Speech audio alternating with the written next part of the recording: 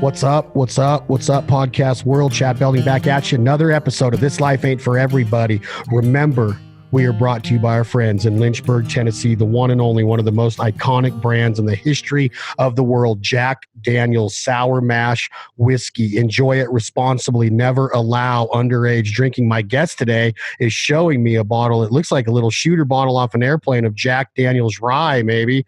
And thank you, Jack Daniel's, for supporting our culture of musicians, farmers, hunters, fishers, conservationists, providers, cookers, grillers, backyard aficionados. COVID has not been good in many ways, but one way it's benefited all of us is it's allowed us to be with our friends and family more in the backyard, of course, 6 feet apart on those Traegers, sipping on a nice highball of Jack Daniel's Sour Mash Whiskey. Lynchburg, Tennessee, close to Music City, where my guest today reigns. He's from the great state, the big sky country, God's country of Montana, but he made the move to Nashville, Tennessee a decade ago to live that honky-tonk life, Midtown, Broadway, working his way up in the bars, and then it spilled over into Texas, Oklahoma, all over the world. I've seen him live in Salt Lake City. I've seen him live in Kansas City, Missouri, the one and only, the Redbeard assassin himself, Tim Montana. What's up, brother?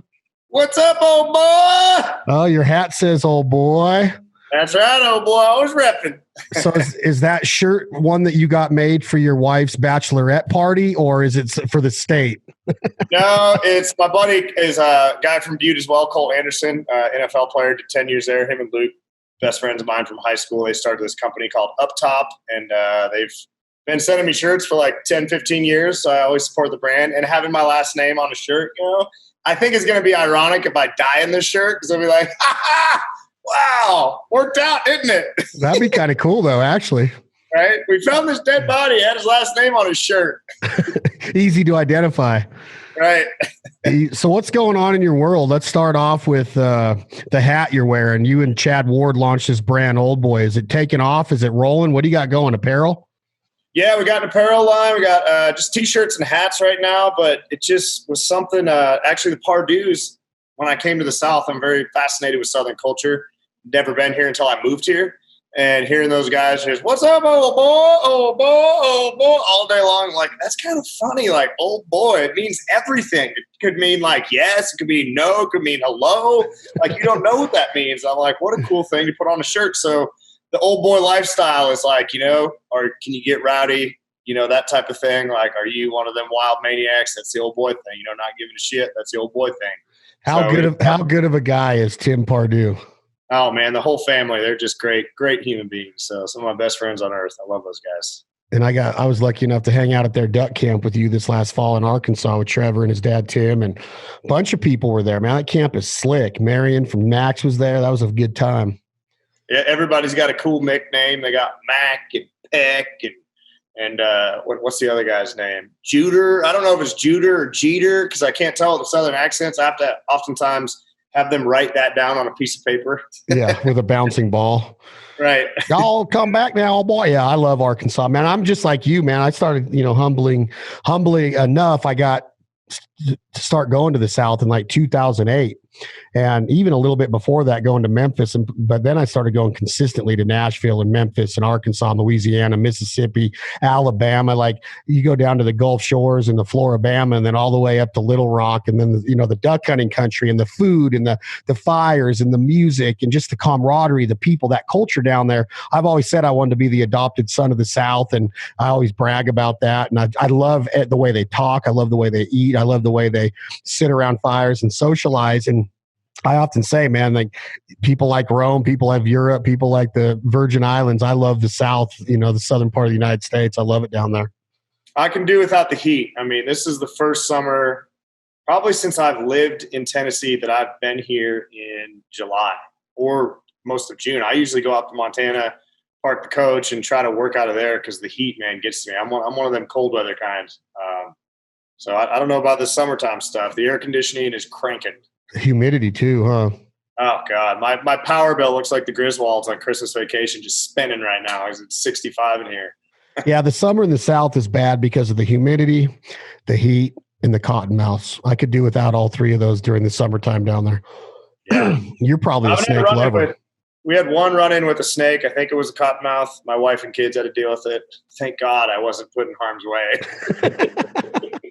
It was on the river. It came up to him. But I could hear him screaming all the way, probably a quarter mile upstream, and I could hear him screaming. I paddled down quick. But yeah, they had to run in.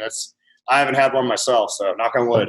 The last podcast I had you on, we talked about your association and friendship with Mr. Billy F. Gibbons of ZZ Top and Whisker Bomb pepper sauce, hot sauce that you guys launched. That brand's taken off. It's now, since that podcast, it's on retail shelves and available to the public, correct?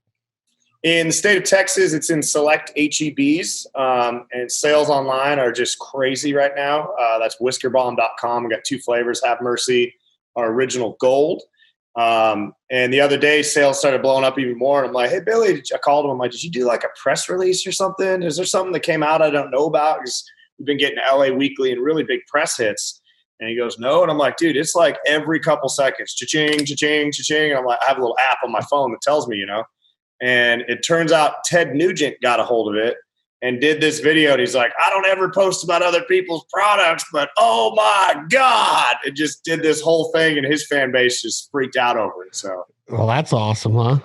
Yeah, old Uncle Ted. Now I have a text thread with Billy and Ted, and it is the most amazing rock star text thread where these guys are like, yo, woo, with all these little words they say back and forth to each other. I just crack up. I just like watching this. This is hilarious. I'd like to be a fly on the wall when they both sat there and wrote their book of their career and what went down on some of those rock and roll nights. Yeah. I got to chat with those guys about some studio stuff. It was pretty cool. Like, hey man, were you there in 78 in New Orleans and blah, blah, blah. I was on this tour and I'm just sitting there just jaw dropped, salivating, no way. Just crazy. Yeah. ZZ Top was awesome. I mean, but Ted Nugent, he's been there, done that for a long time too. I mean, the ZZ Top band's been around. What year were they come around? 68? Did they get together? 68, 69. They're the longest band in the history of the world to have the same lineup for the longest time. 50 years. There's no band in the history. They're in the Guinness Book of Records for longest band with the same lineup. So 50 years, same 3 guys, and as Billy says, same 3 chords. What did you think of that documentary? Oh my God. Which time that I watched it did I think, too. I put that thing on. My kids are finally like, Dad, we don't have to watch this every night before bed. It's enough. I loved it, man. Going down, the rabbit hole and hearing more about Frank and Dusty was pretty cool, and their upbringing and how they met Billy. And then seeing that, Billy even told me, he's like, dude, I didn't know that footage of me and Jimi Hendrix existed. I've asked him, it was kind of weird the first time. I was like, man, can I ask you about Jimi Hendrix? And he's like, yeah. And he told me these stories. And I'm like, wow. And he goes, keep asking me questions. You're making me remember things about my friend. And I'm just in there like, okay, think of questions quick. Oh my God, you got his attention. But seeing that old footage of Billy and Jimmy was really cool. So awesome. I think it was you that was telling me, or what somebody was telling me, that Jimi Hendrix was on a talk show. And he was asked the question, what's it feel like to be the greatest guitar player in the world? And he says, I don't know. You need to call Billy Gibbons down in Texas and ask him. Yeah. Have you heard that story? I've heard that story too, but you go on the internet and there's a lot of chat rooms that try to say he said that about somebody else.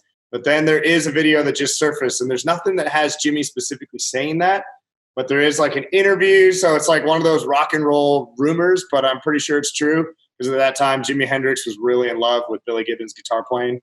So it's not 100% in stone that was said, but there's some facts leading towards it.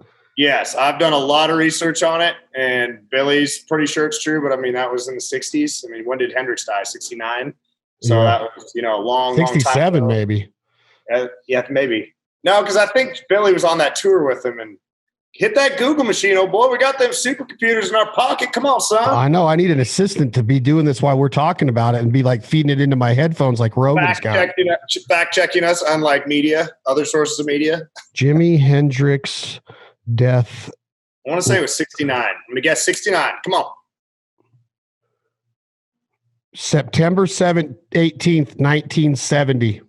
Ah, we're both wrong. But you got it on Barb Barker. Price is wrong, bitch. They were you a fan of ZZ Top's music growing up? Because one thing that I learned that really caught my attention in that documentary, Montana, was I really did get into ZZ Top because of the Eliminator in the car and the videos on MTV. And that documentary alluded to the fact that MTV like really took them from, famous to just like superstardom. Is that what you got out of it? 100%. It was crazy to see a band, that doesn't happen, to where a band's been around for 20, 25 years.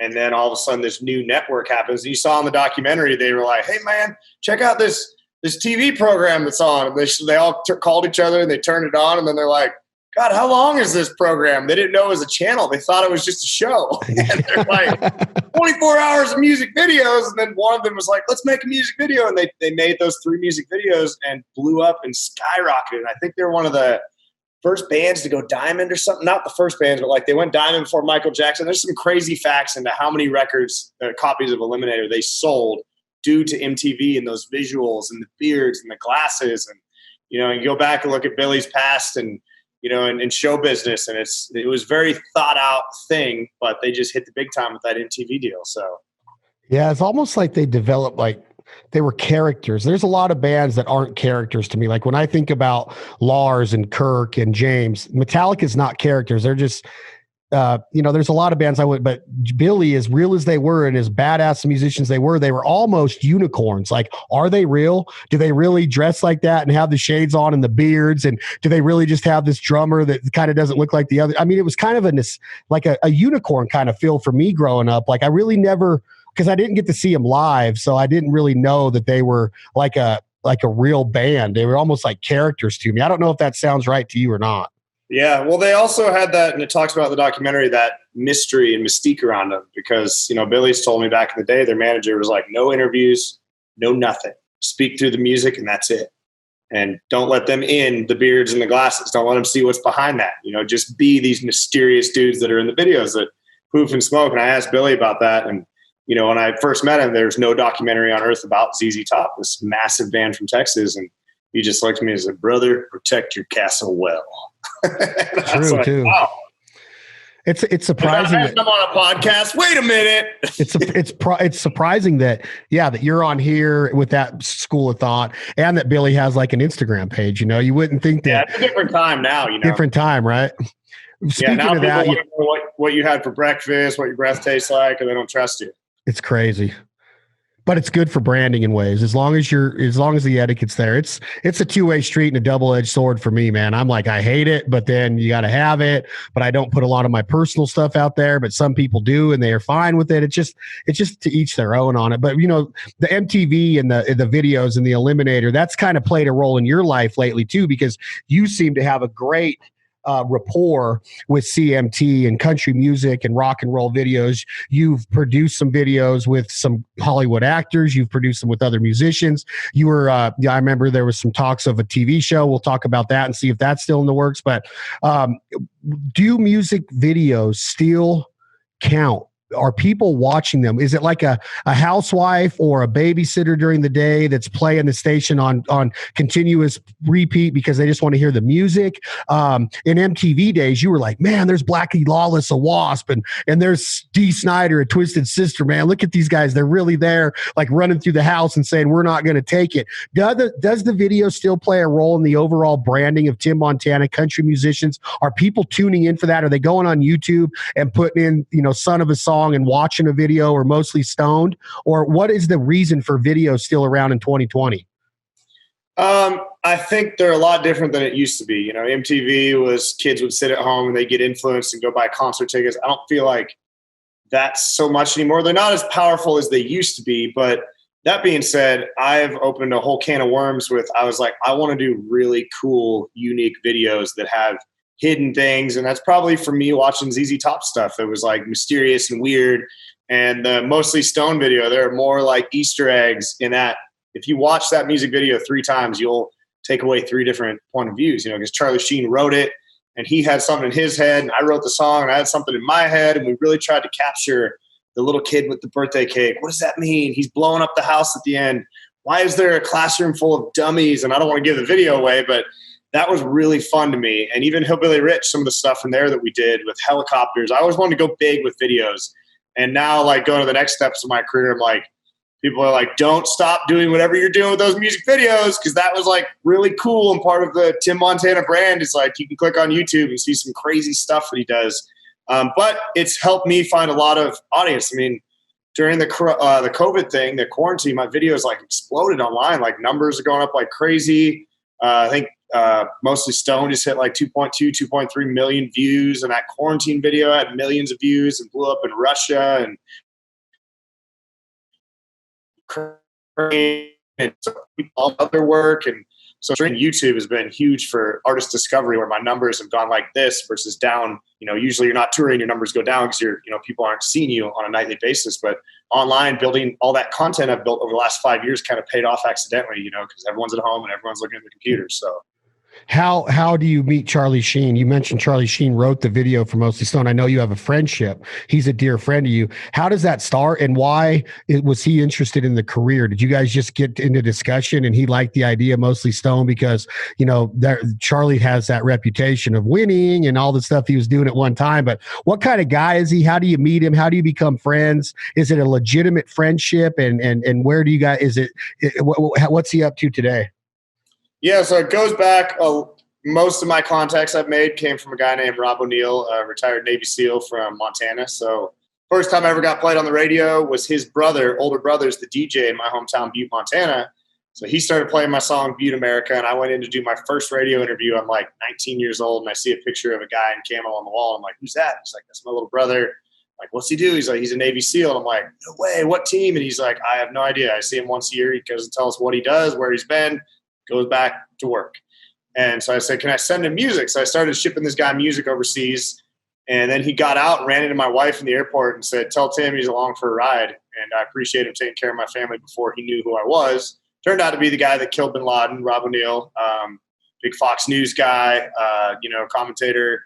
He's working on a new TV show that's going to come out. It's going to be amazing. But anyway, so he's just, anytime he meets somebody cool, he's like, dude, you got to check out my favorite musician, Tim. So he has set up more shit. I'm more grateful for that guy. I mean, he's done so much amazing stuff for me in my career. But he got reached out to by Charlie because Rob joined the Navy after he watched the movie Navy SEALs, Charlie Sheen. So then Charlie caught wind of this and said, I had something to do with killing bin Laden by inspiring the dude that pulled the trigger. So he wanted to meet him, had him out to LA. And of course, Rob said, check out Tim's music. And all of a sudden someone goes, look at Twitter, and Charlie Sheen tweeted something about Hillbilly Rich being the best video he'd ever seen or something. I forget what the tweet was. And I'm like, oh my God. And it started blowing up. And everyone's like, dude, how'd you get him to do that? And I'm like, I don't know. So about a year later, I go to LA and I was like, dude, I just want to thank you and meet you. And so I went up, met him. I brought Gibbons with me. And we went up to his house, hung out. And I think I either sent him Mostly Stoned or played him Mostly Stoned. And I was like, dude, we should do something on this video. And he's like, what? I'm like, you should direct it. I don't know. It's just weird. He's like, I've never directed anything. And he goes, let me write a treatment for it. And he wrote me this treatment that I'm just like, whoa, like, I don't know how we're going to pull this off. And so we went back and forth for months and got him, got him to Nashville. And we filmed in Watertown over 2 days. And it was an incredible experience. And he's a great human being. He's been sober, I think, 2 or 3 years, which is amazing. I think the guy is inspiring to anyone out there that's slamming a beer right now. Oh, it's a Diet Dr. Pepper. Oh, damn it. He's been he's been sober for a couple of years right now. And it's funny because he's my go-to drunk dial. And he's like, Tim, I'm never going to pick up your call past 9 p.m. California time. He's like, I know what the deal is. And he's like, but I find it wildly amusing that in your drunk brain, you still try every single time. Click and click. No, I'll give you my favorite Charlie Sheen movie of all time, or my favorite Charlie Sheen line, and you tell me if you got the movie. They got chili dogs over there? That Major League? Yep. When they're in the restaurant, that French restaurant with Tom Berenger, and he's like, I'll order. Charlie Sheen's got the cut off sleeves. He's like, they got chili dogs over there. That movie is the all-time greatest baseball movie. But as far as comedies go, it was freaking genius, man. I just wish they wouldn't have done 2 or 3 or whatever they did. But part 1 with Snipes and Sheen, and I mean, amazing movie. Yeah. Yeah. And Sheen is like a legit baseball wealth of knowledge. I don't know a lot about sports, but him and my manager go back and forth all the time. Like, he knows who's at training camp and who's there. And all that kind of stuff. And I'm just like, who got a touchdown? Oh boy. Who got Wrong sport, Tim. Wrong sport. So, Right. you know, you start to spread your wings. You made mention that your career is going in a different direction now, you know, because of this fan base, this content you've been building. We got some news. We got some hype that's coming up. The garage that you're sitting in right now is being turned into a photo studio for ... Go ahead, Tim. I signed a record contract here in February or March. With Music Knox Broken Bow Records. So Michael Knox is the producer of Jason Aldean, along with many other bands, giant producer here in town. And so he got me over at Broken Bow. We worked the deal out, which Broken Bow is now part of BMG Records, was acquired recently. So I'll be joining the roster over there with Aldean and Zach Brown and Kid Rock and Dustin Lynch. And so, you know, it's a pretty crazy time, man. I didn't think this was going to happen. I'm 35 years old, and I've been hustling hard in Nashville since I was 21 and shut down. I was even shut down by those guys several times and was just kind of the minute I took that out of my mind of like, all right. And, you know, working with brands, I'm sure we'll get into that here in a bit, but that was kind of where I found my survival is like, all right, I can be a good brand person. I know I can, you know, do this and they can help pay for my tour. I can build my own band off brand supporting me to, you know, be my own thing. And, you know, I won't get a record deal, so I won't try anymore. And the minute I kind of just went into work philosophy mode of like, let's just crush and build it on our own, the minute they came in with an offer and I was like, wow. And they were just, you know, it was a really good deal. So we took it. We're taking the announcement photograph today. And we were supposed to do it in front of the BMG building on Music Row. And Polaris is going to line up all these rigs and all the executives are going to sit in them. But that damn virus, man, they said, you're going to have to take the photo at your house. I'm like, well, this isn't what I dreamed of when I was a 8-year-old kid and was like, I'm going to get a record deal someday. I'm going to do that photo, blah, blah, blah. And now I'm at my house doing it. But hey, man, I can't complain. It's a unique opportunity. We're doing a little different than everybody. And that's right on brand for me, is doing things a little different. And couldn't be happier and more honored to join the roster. So. Well, congratulations, bro. That's freaking awesome, man. 10 years in Nashville. It's paying off with the hard work, putting yourself out there, flying the flag. What's that? 14 years now. 14 years. You went there when you're 21 years old. Said, I'm going to go try this. What's the plan? You going to go in the studio soon, or you're right? Well, let's start with that. I've heard rumors that I might know some of your songwriters or your co-writers. Is this true? And who may some of those be? Well, I got your friend, old Brent Cobb, on there, boy. Is he going to has he got a cut on there? Oh, yeah, you got a cut on there. We got a really cool thing, and I haven't had a lot of luck Zoom writing. It's just, I'm kind of an energy guy, and trying to write a song on the computer is just like, this is really strange. But I had one I started because these dudes were, Brian Bowen Smith is a big Hollywood photographer. He's taken Vanity Fair and crazy photographs, you know, and knows every celebrity on earth because he photographs them. And he kind of pimps the Traeger stuff in Hollywood, got us Josh Brolin and Tiffany Haddish and some great actors and actresses. But he was coming through doing these pictures out of his old 65 Ford truck, and he's putting a book together of photos he took in quarantine, of people quarantining, and then he's going to sell the book and donate all the money to low-income families that lost someone, so, you know, from the virus. So he pulls up, takes it, and goes, hey, man, can you make up a song right now about what we're doing? And I just was like, good folks doing good things, and it was something called Good Things. And I worked on a chorus, and I was like, okay, it's cool. I got a verse chorus. And then the next day I had my first Brent Cobb write with Eric Dillon. And we're kind of scratching our heads. I'm like, well, this one I started yesterday, and I kind of explained why. And, you know, with what's going on in the world with, you know, the police thing happening with George Floyd, I'm like, let's just spread positivity. You know, let's just be positive at this time. That's all I can do. You know, I'm not one of those guys that's like, I don't want to put an opinion out there. I just want to put good vibes out there. Like, be a good person and good things will happen to you, hopefully. And so we just wrote this song called Good Folks Doing Good Things. By God, that's all good by me.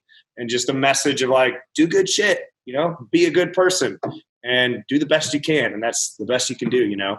But it's a really cool song. And then 2 days later, it got cut for the record. And I was like, that son of a bitch just snuck on my record. I knew it. Did you like writing with him? Yeah.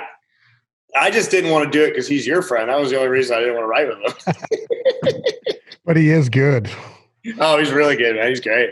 I just thought he was in a car accident. I was like, oh my God, that sucked. Yeah, broke his collarbone, and his son was in there with him. They got T-boned in a 4-way. God.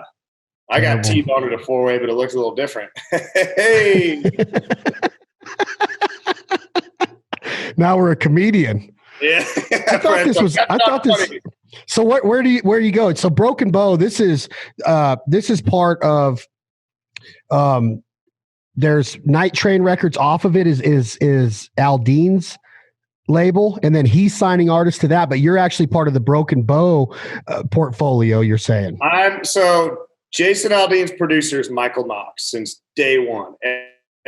Everyone has been produced by Mike's, and he's kind of put that band together, camp together. So he has an imprint as well. They're called imprints. So Aldean got Night Train, and then Knox said, hey, man, I brought you Aldean back in the day. We developed him. Let me do this again. And then Knox found me, and we became fast buddies. And so he's producing the record. He's A&R in the record, and he's just a great dude, man. And his dad's the famous 50s, 60s singer, Buddy Knox. So he grew up in the business. But yeah, here's the crazy thing is we haven't announced the record deal, and the record is done. Like, we've spent quarantine just writing, and David Lee Murphy, he's been able to get me with massive, amazing writers, the David Lees and Brent Cobbs and Eric Dillons and just, Michael Wilshires, all these guys I've been working with, just next level writers. And we really honed in a sound that is different than anything on the radio. And those things are either scary, either it sails hard or it sinks hard, but I just have confidence this fucker's going to sail real hard. And we just poured our heart and soul into it. We got 16 new tracks, and there's not one song that I'm not stoked about on this whole record. I'm like, don't make me sell out. I mean, I'll sell out a little bit, but I don't want to sell out. And then when we got in the studio, I'm like, oh, sweet. I didn't even have to sell out a little bit. Like, this is totally Tim Montana, Northwest country rock, man. So I'm excited. So can you tell us the name of the album or the first single?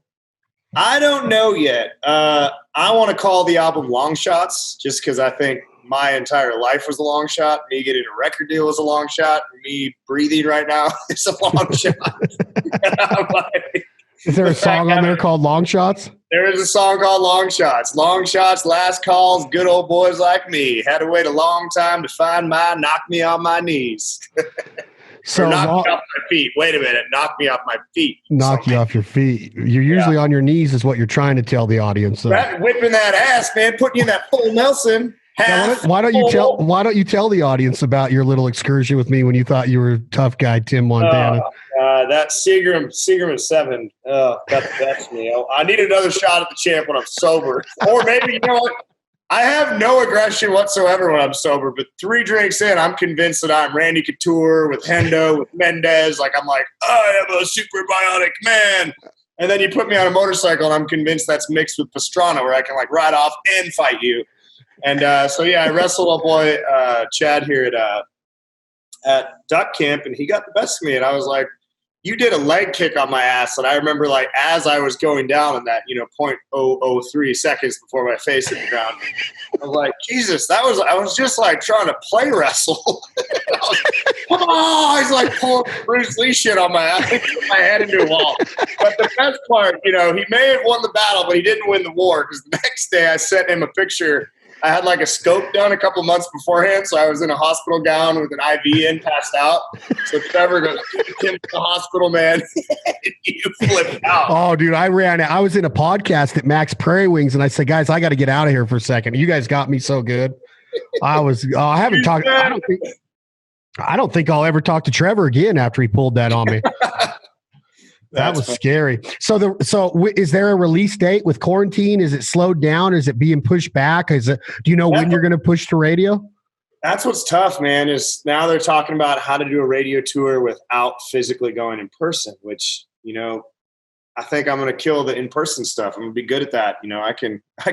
My brother told me I have a gift. He's like, I don't know what kind of gift this is, but you're the kind of guy that can get a nun to yell the F word and go to a strip club with you. He's like, that's a talent. Man. That's a talent. So I was really looking forward to a radio tour. I don't know if I was going to get pushed out or if it's going to go over Zoom calls or how that's going to look or what I asked them, I said, what is the marketing plan? And they said they let the music drive the marketing plan, not the other way around. So once everyone gets the music, listens to it, then they say, all right, here's what we can do.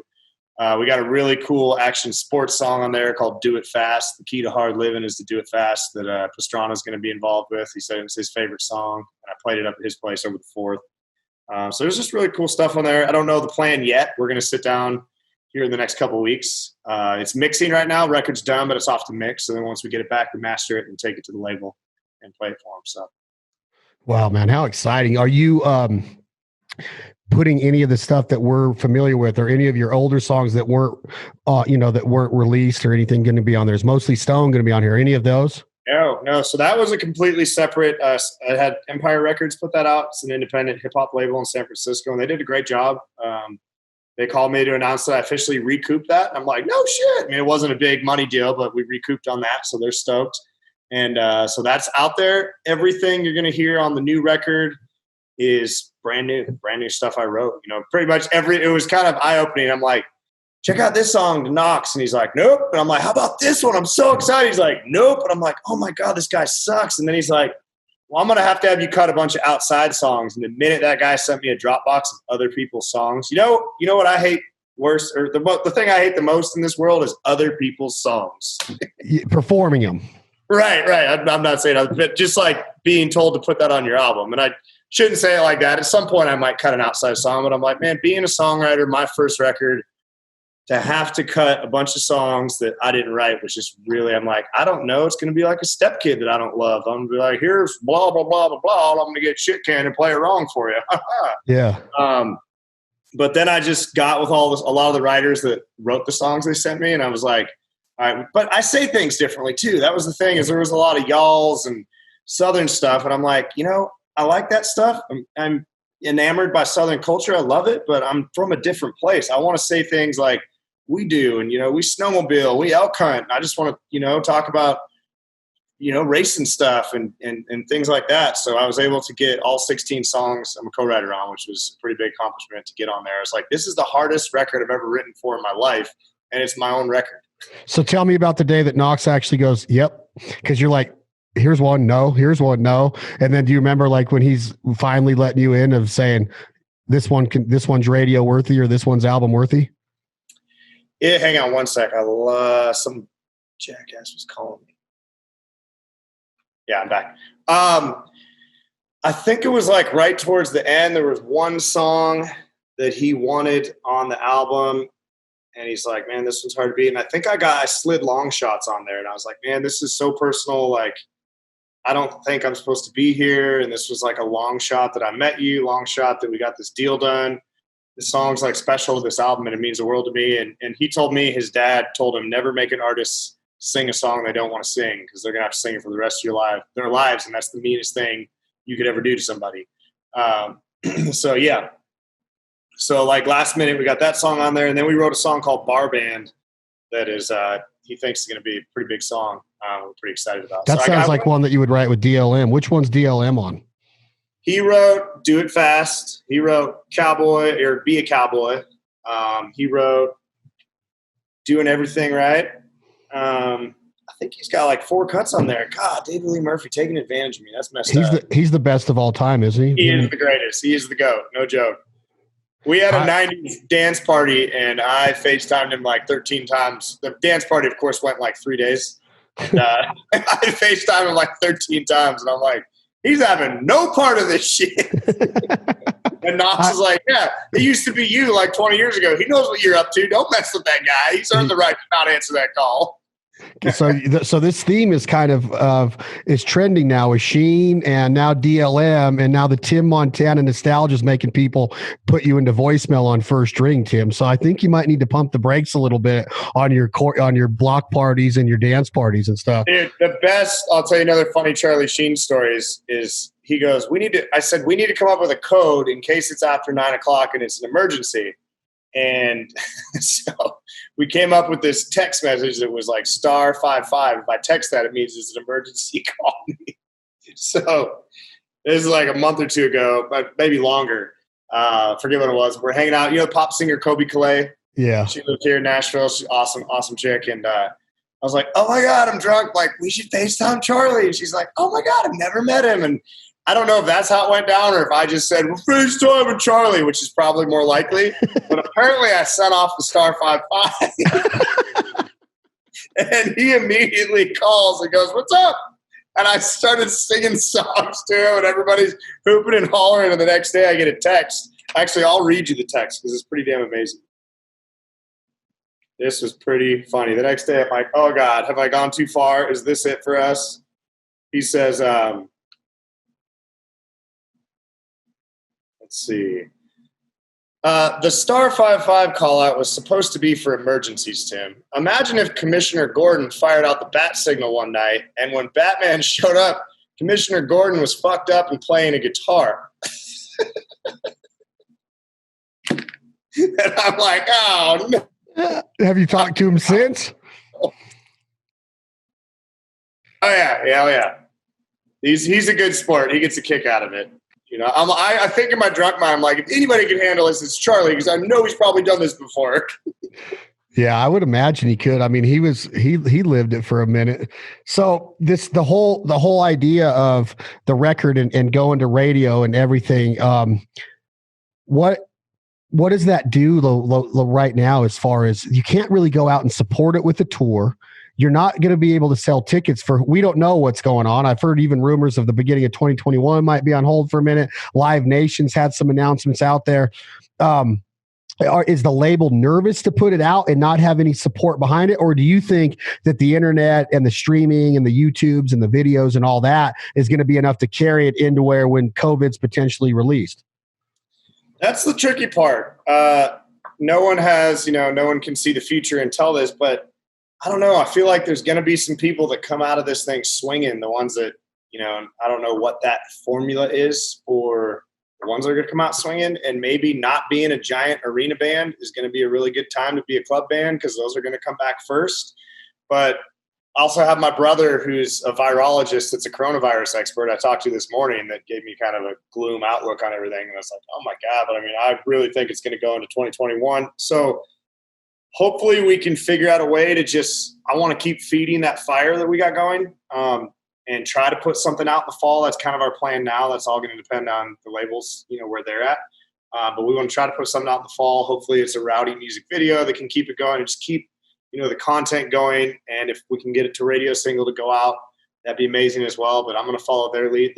They've done this before. I've not on the radio front. So I think they're going to know. But yeah, so we'll see, man. It's tough. Now that quarantine song, that thing ended up clicking, during the quarantine during quarantine, the one I did with Matt Best. And God, I think that had 3.5 million, somewhere between 6 and 10 million views in like a couple months. That song was viewed online. And went like number 4 on cross-genre charts in Russia. And people are sending me videos of these Russian bands playing the song and making their own tribute videos. And one of them I was going to share, and I was like, hey, these guys are speaking a different language. And they're kind of a little scary looking, a couple of them. I'm like, what are you guys saying? Can you send me a translation? I don't want to make sure I'm putting some propaganda out there. Yeah. And so this was actually a Ukrainian band. And he goes, well, we changed one lyric. We said, wear your masks, you sons of bitches, so we can defeat the Russians. And my manager's like, hey, dude, remember that time you wrote a song and started another war? I was like, wow. So that was pretty wild getting that thing to click. That was just something me and Matt Best did and got all these people to send in cameos. And that was a weird deal. But it got discovery of my other videos and streams up. And it's just like, someone described music and songs and content as a balloon, like a helium balloon that's almost out of helium. You just got to like pop it. And it's going to slowly come down and what's your next thing? Pop it. And then it's like, pop it again and see if you can get it way up there. And maybe the winds will take it away. No, it's true. It's a full-time job, man. And you've done a great job at it. Is there any more talks of what you showed me in Salt Lake City last year on that pilot deal? Yeah, so we're actually going to film again in August. Obviously, COVID has slowed all that down. I'm doing a show right now on YouTube for Velocity Outdoor. It's those guys own Raven Crossbows and 511 and what else? Liberty Safes, Crosspoint, Benjamin, a lot of different companies. I need to hook you up with old Russ over there. But so I've done 2 episodes of that. Our first one with Hendo was on there, and then the second one we had Lee Bryce. We filmed at the Centurion Farm Pardue place. That just came out last week. So I'm doing that in the meantime before I start doing a network thing. But we're going to start filming again in mid-August with a new company, Texas crew. Who's going to come work with us, so it'll be good. And did they already buy some episodes? Is it going to go to network for sure? No, there's no guarantee on that. We've got heavy interest, people that want it, but we're going to cross that bridge when we get there. So what about the album? Has there been anything leaked out that you've got any feedback yet? Is there any like radio executives in the radio world or the guys that push the buttons and Manhandle and Iron Man, the town of Nashville and Music City? Have they gotten any word of this yet? Top secret. They call Michael Knox, his nickname is Fort Knox, meaning you will not hear shit until he is ready. He threatened me. He's like, I know how you are, you party son bitch. Yeah, you'll be FaceTiming people. Yeah, he's like, it's better not be sent to anybody, but I've played a couple songs when I'm hammered for a bunch of people, like 5 times in a row. Like, come on, man, tell me this ain't a hit. This ain't a hit, I'll tell you what. So nothing's been out there. So is there a release date yet for the album? So are people allowed to know that you have an album coming and there is a record deal? Yeah, because this will come out. We're doing the announcement photo today. So if you were to put this out today, I'd get in trouble. But the announcement will be like next week. Within 10 days from now, the announcement will come out. Yeah, well, send me some of the detail or some of the graphics and stuff so I can pump it out to our audience as well. Now we don't have an album cover. Here's the crazy thing: is like no one even over at Broken Bow has heard it. The only one that's heard it is Michael Knox, me, and a couple people that are in the studio. He likes to wait till it's completely finished. He's got that old school, which I like. A lot of guys are like, play it for everybody, send off rough mixes. And it's like, it was described to me a long time ago. It's like a chef is not going to say, hey, eat my chocolate chip cookie. Let me know what you think before I add the chocolate chips. Yeah. It's like, you want people to hear it when it's done, completed. Because you don't want a bunch of people being like, well, it needs this and that and that. Like, this is my masterpiece. If you like it, cool. If you don't, cool. I love it, type of deal. Any guest appearances? Will we see the bearded Billy Gibbons ripping a guitar on one of the songs or any of your other buddies? As of now, no. Wow, really? Yeah. This was one of those things. He's like, I've done that with a lot of my friends and fortunate for it. But he's like, I want you to make this, the Tim Montana debut. We might, do that might change with music videos, but everything's open right now. It's very infancy stages. The music's getting mixed, and I know the song list and proud of it, but so far marketing plan and guest appearances, nothing. There was one time when I barely knew you that you got to go on. Hold on a second, I got to get the name of it right. The wrap-up show on Howard Stern with John and Baba Booey. What was that experience like? Did you get to meet Howard when you were up there, or did he just get out of the studio and go into his green room once he was gone? Dude, Howard has a top secret elevator. I did find that out. Like, no one gets to see when Howard comes and goes. It is his way. Like, just sneaks into an elevator, boop, down and gone. And so I did not get to even see Howard. He wasn't even. I think he was maybe in the studio, but the interview was really cool. And backstage, it was just cool to see. I have a picture of it. It's like Howard Stern welcomes Tim Montana with my photo. And it was like probably 10 in the morning, and they had Budweiser tall boys. And I'm like, did you talk to my wife? So we smashed a couple beers, but then they started talking about sports. And I told them beforehand, I'm like, guys, I literally know nothing about sports, period, across the board. Like I never grew up watching them, know nothing about them. So if you listen to that interview, it's funny when they start talking football, I'm just like dead quiet. But it was really cool. And then that was set up through Rob O'Neill as well. He met Howard, was obviously on the show, and then told those guys about me, and they checked out the music and became friends with them. And yeah. So that was a pretty cool experience. Do you text Baba Booey? No, I don't. I text, who's my buddy up there? I haven't talked to those guys in forever. Steve Brandano, that's my man. Oh, yeah. They say his name on the show once in a while. Yeah. Steve Brandano. So give me an idea of the flow. You said that this has the Tim Montana sound. Is it hillbilly rock? Is it American rock and country? How do you define Tim Montana's sound? And because mostly Stone sounds way different than Son of a Song, and you got a lot of different sounds in my opinion. There's country, there's rock influence, there's a lot of different influences in there. What's the dictionary definition, or is there one? I don't know. I don't know. I mean, it's just rock country. I think, me being a guy from the woods, but it's not like, I don't know. I grew up on rock, and you were asking about ZZ Top earlier, if I listened to him when I was a kid, and I forgot to mention the first elk I ever killed.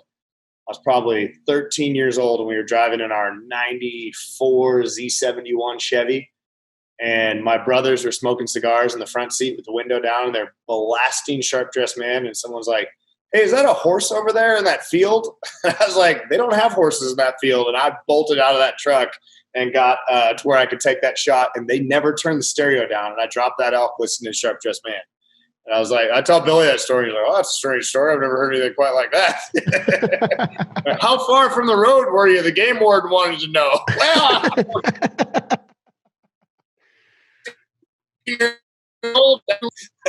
Say that last part you broke up. Say that last part you broke up. Oh, I was saying that the game warden wanted to know how far from the road you were. Well, I was 13, statute of limitations, buddy. But there's no game wardens in Montana. Yeah, right. I am the game warden. No, the game warden's up there. They'll get you. They're tough. Oh, man. Yeah, they're strong. They don't care who you are. There is no friendship there. No. But I don't know. My music's entrenched in ZZ Top and CCR and Charlie Daniels, R.I.P. and Chris Ledoux. But I don't know. This record's like a rock album, but it's like it doesn't have that. I just wanted it to be different, and like nothing against anything current on the radio, but I'm just like, I want to stand out with like my own thing, my own brand. Like we like to rock out like the Foo Fighters and Kid Rock, but yet, love Waylon and trying to combine those to have my own sound. And it kind of, a lot of these guys claiming to be outlaw country, and they sound exactly like that period of time. And I think that period of time in the 60s and 70s were called outlaw country because they sounded different than mainstream. And then guys come out claiming to be outlaw, but they sound exactly like that 60s, 70s, what was outlaw. But I'm like, but what if you came out and you sounded different than mainstream, but you didn't quite sound like that? Maybe this is like, I just want to try to find that right of center or left of center, or something to just kind of stick out where you hear a song and you're like, oh boy. But can it, with you saying it's a rock album, will it have potential to be played on today's traditional country music? Oh yeah, for sure. I mean, it's the first album I really did. I did a couple songs for the girls, but I did it in a cool way of Gone Looks Better on You than it does on Me. Like stuff that's like dark, cool, but like melodic. The bar band is I'm going to get you like a bar band gets you, turned up to 11 when them night moves hit you. Get you smiling, get you laughing, like anything can happen. Damn, I want to get you like a bar band gets you. And just cool, like singing to the girls, So it's like, they're like, can we find that side of you? You've never done that, where this bearded guy's trying to, get the girls all hemmed up, old boy. And so, we got a couple of them on there where I stepped out of my wheelhouse, and I was like, all right, if the worst thing that happens here with me getting label deals, I sing a couple ballads for the ladies that is still me being the tough guy, the, a little rough around the edges dude, I'll do it, Plus, my wife's, we got a lot of kids. I might be looking for a new one. You never know. Really? I'm kidding. Are you trading her in? Is this the other announcement you told me about? I got to get me a new model. Like like supermodel, a new supermodel. Like supermodel. What are your thoughts on this? If you come to Nashville 14 years ago and something happens and you hit it big when you're young and you don't have a lot of maturity yet, you might fall into a bad path, a bad trap. I'm not saying that it would have happened for sure, but it seems to me though, like if you have credibility right now, you do have some celebrity, but you are on the verge of breaking wide open now with worldwide music and tours and support art, being a supporting act and then being a headliner and getting radio support and getting CMT or iHeartRadio or Spotify and Sirius XM and all this support. It's almost better for a guy like Tim Montana, in my opinion, that you are grounded and you do have that family element in that upbringing. I'm not saying that your upbringing wasn't going to allow you to be rowdy as hell and make some bad decisions, but I think it would have been a lot more potential if this would have happened in the first 4 or 5 years you moved to that city. Does that make sense to you at all? I would have totally ruined this opportunity if this wouldn't happen. Like if God wouldn't have looked down and said, wait till that rowdy son of a bitch is 35 before he gets his opportunity, I'd have probably, it was like, when I came here, I listened to my first record, Iron Horse, and I was like singing with an accent, and you couldn't get me out of a cowboy hat. And I was always down at Tootsie's thinking I was a tough guy, just douchebag, you know? And it's like I just grew up a lot, matured a little bit, like that much, matured about that much. But I don't know. I think I'm set up now to where we can fly, you know, before I may have wasted it. You know? So I think the timing's perfect. Every time I'm like, oh, I'm 35. What the hell? This is weird getting there at this point. But I don't think. Well, you know how old Stapleton was when he got there. He was like 60, wasn't he? 439, 60. Good thing he can't sing. He's probably him or Jamie Johnson have got to be like some of my favorite of all time. Those guys. Okay, I got to write with Chris once, and I just it was me, Chris, and Billy Gibbons. I just sat in that room and was like, why am I here? This is amazing. Comic relief, Tim. Where you rise to the occasion, but in your mind is like, I'm way out of my league. I'm going to pretend that I'm not. And Chris is singing, and all I'm trying to do is sing into the phone with him, and he's kind of looking at me, and I'm just like, shut up, this is my moment. He does have a. I mean, you were in Nashville long enough to go watch the Steel Drivers. I'm sure he's been amazing for a long time. Anyone that listens to Stapleton that doesn't know about the Steel Drivers, you need to go look up the Steel Drivers. I feel like he belted on that stuff more than he does now. Like some of that just acoustic guitar, you just really hear that raw talent. And apparently it was a thing in Nashville where, you know, he's had a ton of hit songs as a writer, but they'd have to take his voice off shit sometimes because anything he sang would sound like a hit.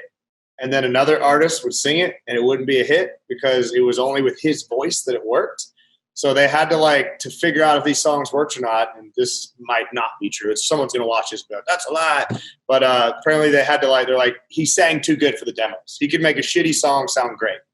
And so they had to cut through that and be like, hey, Chris's voice on here is too good. Can we get a normal singer that's normally talented to do this? Because everyone thinks it's a hit. It might not be. Might not be. But with what him a problem to have, right? Hey, can you stop that? It sounds like a damn number one. It's weird that you say that, though, because he doesn't have many. Many what? Number one. He doesn't have very many number ones. As an artist, no, but as a... That's what I'm saying, though, is that you think that he could take those songs now with that and make them number ones, and it's like the radio does... It's weird how that worked. It's like he's in that club of they kind of put him over in Americana because he's not playing the whole commercial radio game, you know, and it's sad, but it's like, that guy is such a monster. I mean, I saw him coming home on tour and he's got tractor trailers and buses and I'm like, he ain't too worried about it. No, that's like Zach doesn't do the radio stuff anymore really anyway. And he's got a whole slew of he's got a following. Chris had one number one as an artist. One. And then he's had probably 10 as a songwriter, you know, that he's written for Thomas Rhett and everybody, Darius. Maybe a few more than that. I mean, he had that big Adele cut. Yeah. And then he did, I love the Steel Drivers when he does Drinking Dark Whiskey that Gary Allen made a hit. Yeah. Drinking dark whiskey, telling white lies. One thing leads to another. Remember that one, Tim? Oh, yeah. Don't be afraid to tell me that I could be a backup singer back there in Nashville down there, huh? Dude, I can't tell if that's a hit or not because your voice is so good. Can you So another big part of your arsenal of partners, you know, you got the Black Rifle Coffees, you got the Polarises, you have an unbelievable network, which is kudos to you for being that type of personality to surround yourself with right people and to be able to establish those, because a lot of people will look at it and go, oh, you know, they're just, you know, buddies, but it's a really strong talent to have to be able to develop friendships the way that you do, right? The Billy Gibbons or the Charlie Sheens or the Travis Pastranas. And then you got friends that aren't celebrities, right? You got a whole slew of people that you'll jump on my back at a bowling alley or run up and freaking kiss one of the Traeger guys at an event. So, you know, that's really saying a lot. And I think that comes with that process of staying grounded, staying humbled, having that upbringing that makes you realize how blessed you are to be where you are, kind of like the theme of the long shots of what we've talked about today. But you have a relationship with Traeger that you've established as being a leader in that organization and community, and tons of friendships off of that. How serious do you take the barbecue, or is it just when the camera goes on, you put your apron on, Tim Montana? Man, barbecue started, I used to process a lot of the meat when I was a kid, elk and all that stuff. My stepdad was always, you know, we couldn't afford to go to the butcher, so I learned, but I was very fascinated by it. So then, we didn't barbecue a lot when I was a kid. My mom basically fried up elk steaks and whatnot and fish and all that we catch. But I came to the South, and when I moved here in 2006, 2007, like my neighbors were competing, and I'm like, oh, that's cute. And then I'm like, oh, wow, they're like very aggressive about who's a better cook. Like, Jesus, calm down, guys. And so then I went and bought one of those little cheap Lowe's side cookers. You put the charcoal little side Texas smoker things, a couple $100, and just really got into barbecue. And I was like, this is really good. So I legitimately was into that and throwing barbecue parties and cooking ribs, and got myself food poisoning once or twice, in the learning process of how to cook it. But then Street Bike Tommy from Nitro Circus introduced me to the Traeger guys. I just started cooking on it. And one of those deals, like all they did was give me a grill. And I just started making content like, oh man, this thing is awesome. Fell in love with the brand, how easy it is. And then that went to the next thing. And then I started performing, and then I became one of their influencers. And then 4 or 5 years now, I work for those guys on the influencer team. And so I take it very seriously. There's certain brands that I couldn't rep, and I've been approached by a couple. I'm not going to say any names here of stuff that they'd send me like, could you help us with this? And I'm like, I'm a very genuine, authentic, whether that's good or bad, to be debated. That's debatable. But in today's world, it is. Right. But products they'd send me was like, I just couldn't believe it myself, and I didn't like it. I wouldn't use it. I'm like, I'm sorry. And, even throwing out a cash figure, I'm like, I can't sell something I don't wholeheartedly believe in, So the brands I work with are on brand, like love riding Polaris, love cooking on my Traeger, Black Rifle Coffee. It's veteran owned. It's military. They're into the outdoors. I get along with the guys and make music together. I mean, all these brands are like fit my umbrella of what I do. I don't know that I could pimp a teeth whitening company, even though I got gorgeous teeth. See, that one's a little whiter than that one here. No Copenhagen up in here. Trying to quit, son. And I'm not sponsored, but these sunflower seeds have been helping me cut that tobacco out, man.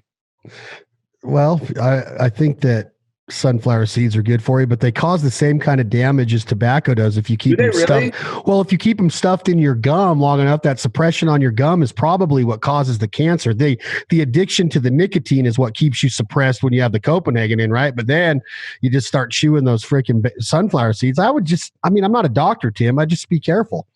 Yeah. Just be careful. Hey, random, but this is here because I was rearranging the garage. I know you're with Jack Daniels, but do you own an inch of property at Lynchburg yet?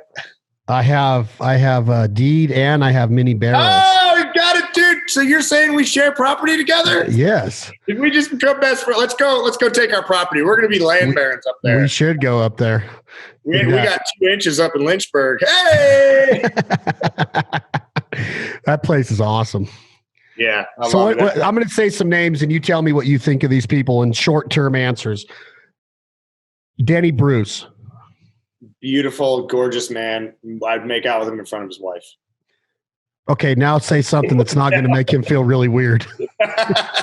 No, Denny is a visionary man. Love it, like his energy. He's missed at Traeger.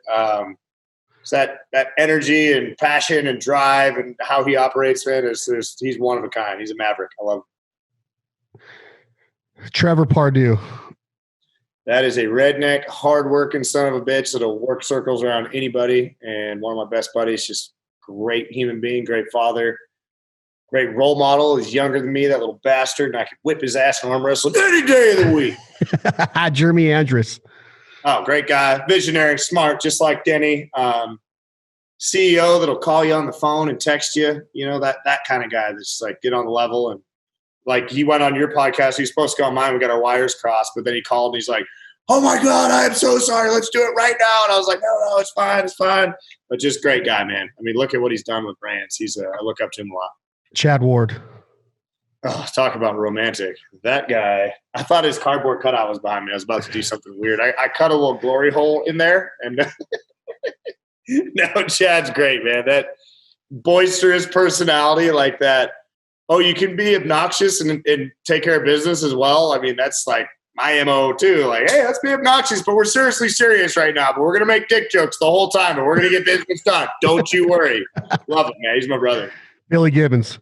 Oh my God. Now I don't go as wild around Billy, but he's, you gotta honor the Reverend, but he's great, man. He's been like a father figure to me and sends my kids stuff, and it's not just, you know, it's not put on at all in our hot sauce fascination. And I genuinely love that man with all my heart. He's one of the first guys to ever pick me up and, you know, believe in my music and start putting it out there and write songs with me. And I remember when the Stapleton ride happened, I was trying to get with Chris, and obviously I was nobody and couldn't get it done. And it wasn't no part of Chris. It's just his people, you know, that protect him. His camp was like, who's Tim Montana? Billy said, call and use my name. Tell him I want to write with him. And then I was like, oh, and then he goes, and then you sneak in the room. I was like, my man. Chad Mendez. Oh, I hate beating his ass and embarrassing him all the time. But other than that, he's an okay guy. I'm coming for him. UFC 243, baby. No, Mendez is great, man. I've only actually got to hang out with him once. And he was riding a pink scooter around Traeger headquarters back before he threw up on the sign. And I'm pretty sure I threw up right after him on the sign. Dan Henderson. Oh, dude, another guy that I hate embarrassing him in the ring, but, you know, outside of that, just a great I love Hendo. He gave me a lecture about, so do you want to be a fighter or do you want to be a musician? Because you get drunk and you try to be both. And, you know, you either need to focus on one or the other. And I'm like, come on, Hendo, you mean I can't do both? Because I'm in a cast and can't perform. Like, why? Okay, so by the time this comes out, the record deal will be announced. The single won't be announced, but are we allowed to hear any new music on this episode? Oh, come on. I'll play you something right now, son. Well, which one? Long Shots or Bar Band or what? I should play a David Lee Murphy song. Yeah, I like DLM. Honestly, I've been so we haven't been rehearsing, so I haven't even learned half of these damn songs. COVID, baby. Yeah, we start working again. We start rehearsals again tomorrow. I don't have a pick, but whatever. And this is just that classic, you know, we wrote it with Rob Hatch, David Lee Murphy, Michael Wilshire. But it just feels like a hangover song.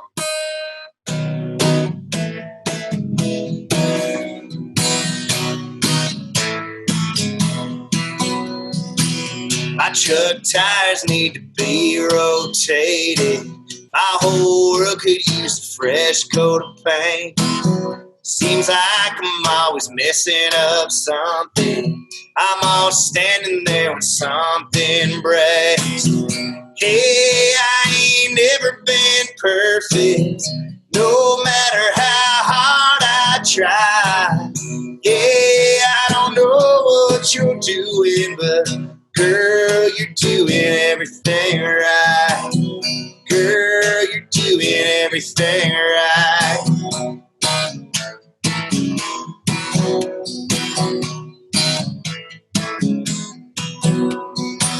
There's something about a pair of chrome aviators holding back all that sun-bleached hair. They broke the mold on the day that they made you. I guess I just got lucky somewhere. Hey, I ain't never been perfect, no matter how hard I try. Yeah, I don't know what you're doing, but girl, you're doing everything right. Girl, you're doing everything right. Like you don't have to try. Yeah, you make it look easy when it's hard to be mine. Hey, I ain't never been perfect, no matter how hard I try. Yeah, I don't know what you're doing, but girl, you're doing everything right. Hey, I ain't never been perfect, no matter how hard I try. Yeah, I don't know what you're doing, but girl, you're doing everything right. Girl, you're doing everything right. Wow, I like it. It's got that DLM vibe to it. It does. I'm like, shit, how do I sing that and not sound like him? But I'm like, that's because he's good, and all I want to do is sound like him when I sing that. I was going to tell you, I got sidetracked when we were talking about him earlier, Tim, I was up in all places in your home state of Darby, Montana, and I was at the Chainsaw Festival there, Loggers Days.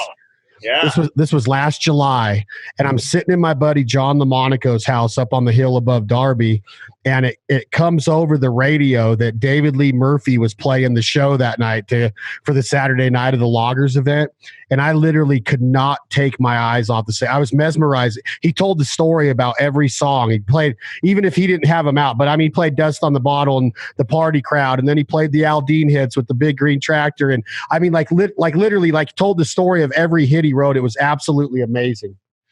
Well, me getting with him was straight up Michael Knox calling and saying, "I'm producing this guy.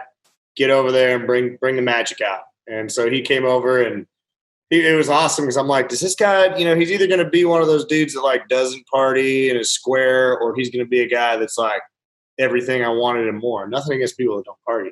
But he showed up with these camo pants on with his hair coming out. He's like, "What's up, man? David Lee Murphy."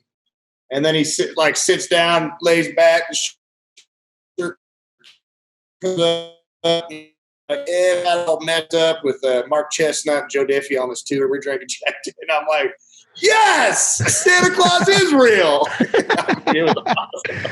Yeah, dude, I love his stuff. I mean, I said it in a few podcasts in the history of this podcast that "Dust on the Bottle" is quite arguably my favorite. I mean, it's one of the best country songs ever of all time. And look at David Lee Murphy's streams. If you go look at his monthly listeners, you're like, Jesus, that guy's pulling more streams than artists that have had 3 number ones in the last 2 years. Yeah. And David Lee, as an artist, "Dust on the Bottle" and "Party Crowd" get played more than shit that's on the radio. That's amazing. That's cool to see that. Guys that are that talented, that deserve it, are still getting the recognition they deserve, still touring, still writing smash hits, still getting Mark Chestnut hammered. I'm just like, yeah. I love it. I freaking love it. What do you got next? You got another one? You want to take us out on one, or what do you want? Yeah, I'm going to do this one. Trying to find a pick, but I'll just flat pick it or finger pick it. Hey, I got some new cowboy hats, by the way. How about that son of a bitch? Ooh, that's pretty. This guy, Daisy May Hat Company here in Nashville. I had him put my turquoise bill holder, and then he built me this one. He built these in the last 2 days. He stayed up till 3 a.m, and he burns them with a torch. And I know all my cowboy friends are going to be like, "Yeah, Tim, you did sell out. You're getting your hat burned. Never trust a man without dirt on his boots and sweat on his hat." But hey, man, I can get it set up. All right, this one's called Cars on Blocks, and it's a little ode to growing up in a trailer house in Montana. And I talk about Uncle Randy. And my Uncle Randy had one eye and used to hang out with a bunch of motorcycle gang guys, had a couple bullet holes in him, knife wounds. And when I was at his house and he'd sell people guns, he'd be like, "Hey, bud, I wouldn't register that if I were you." I'd be like, Jesus Christ. But he died 4th of July 2 years ago. And then one of his best friends he introduced me to was this Native American guy, Tom, and he liked to go by Blackfoot Tom because he's from the Blackfoot Reservation. And he'd come down and he welded a 9/16 socket to a little metal thing and made this peace pipe. He'd be passing that thing around Uncle Randy's, and boy, he'd leave there. So I'm like, these characters, that I grew up with, I'm like, a lot of those guys are gone, and Pat's sober now, but I still go up there and he can break down a Chevrolet engine better than anybody. But it's called Cars on Blocks. And this is on the new album. Yep.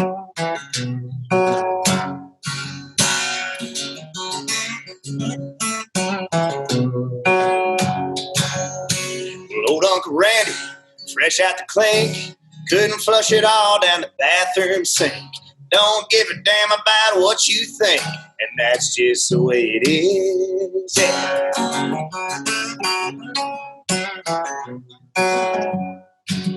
And old Blackfoot Tom comes down from the res, peace pipe smelling like the Grateful Dead. Give him a beer, he might give you a hit, and that's just the way it is. Way out where the buffalo roam, where we ain't gotta buy 'cause we grow our own. Know how to keep them good times coming, make a little bit of something from a whole lot of nothing. Scratching to the middle finger to the top. Houses on wheels and the cars on blocks. Way out.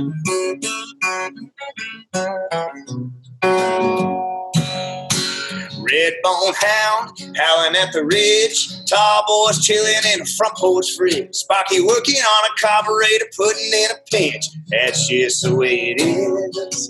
Way out where the buffalo roam, where we ain't got a bite, so we grow our own.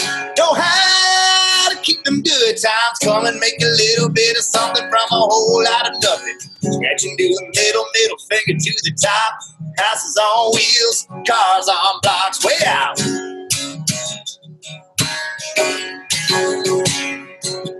Way out.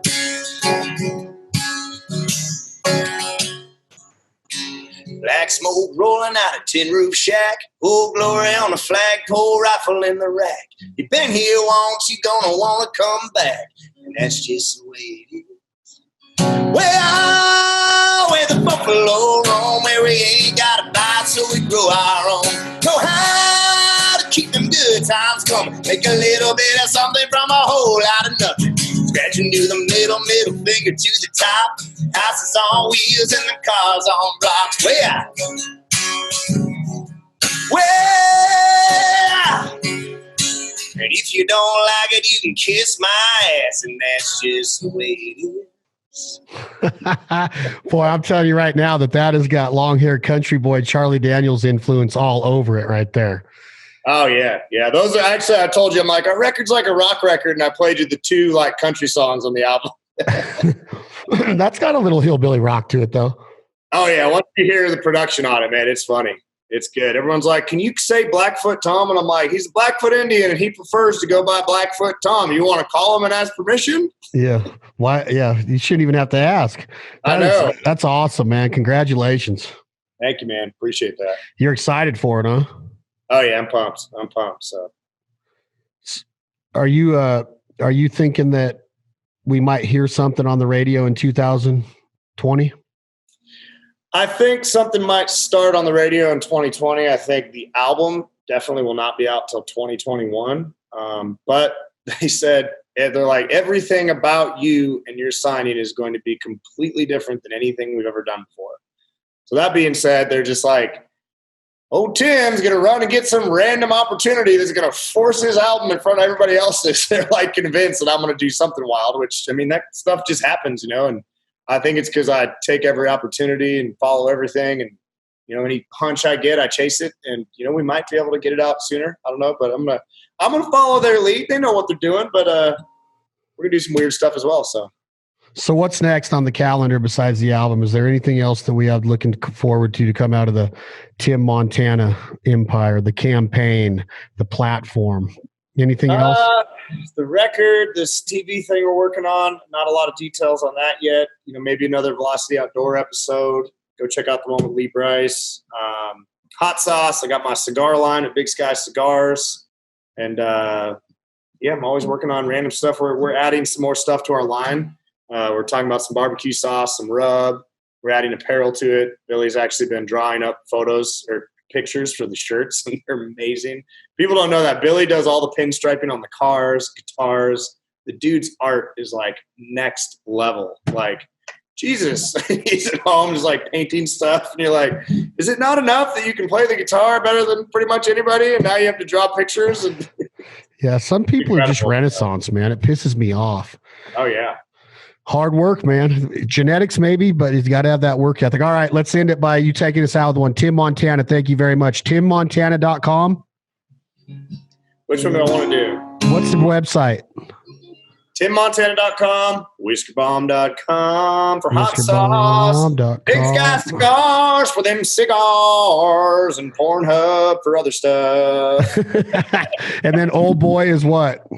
That's just, if you go to Tim Montana Apparel, you can find all the Old Boy stuff. Me and Chad are going to put some thought into that. We don't have a lot of products out. That's kind of, we've been hustling on other fronts, but it's out there. Got to find it.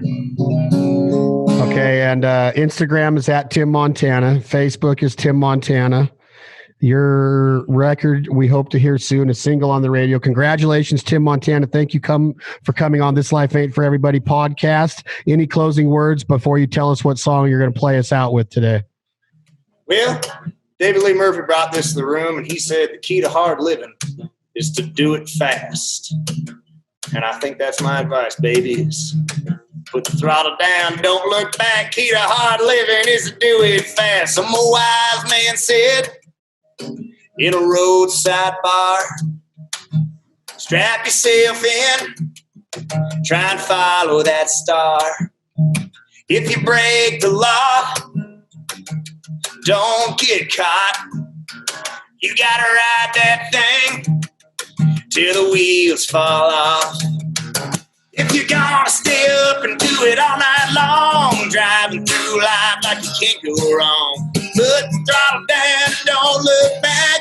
Key to hard living is to do it fast. He said life is short, it's like a good cold beer. You gotta turn it up before you're out of here. Come on!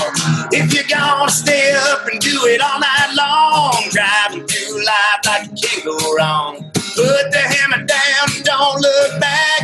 Key to hard living is to do it fast. Take you to the limit, take you one more time. Be the ball of fire at the finish line. Put the throttle down and don't look back. The key to hard living is to do it fast. You gotta ride that wind like you're never gonna get it back again. Ride that wind. You say go and baby I say when. Come on. If you're gonna stay up and do it all night long, driving through life like you can't go wrong. Put the hammer down and don't look back.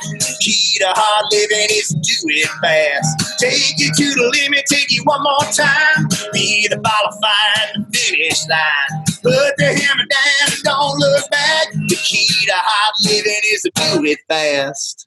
Hey now. Damn it, boy. Thank you, Tim Montana. Any closing words before I cut you off, my man? You got a photo shoot to get ready for. You need to trim that beard. Dude, I tried to get this beard trimmed today, and no one will do it because of damn COVID, but we got the old setup here. Look at that. Got old Polaris in front of my beer fridge. I love it. Well, congrats, man. Let me know how it goes, and keep us posted on the album release, and proud for you, brother. Good job. All right, man. Thanks for having me on. Appreciate you. That's Tim Montana. This has been another episode of This Life Ain't For Everybody podcast. Please continue to support the sponsors and partners that support us. Thank you all so much for the downloads and the subscriptions. Thank you, Tim Montana. We will see you guys soon. I'd rather be poor living off in a hole, rich as hell without a soul. Life on earth won't last too long.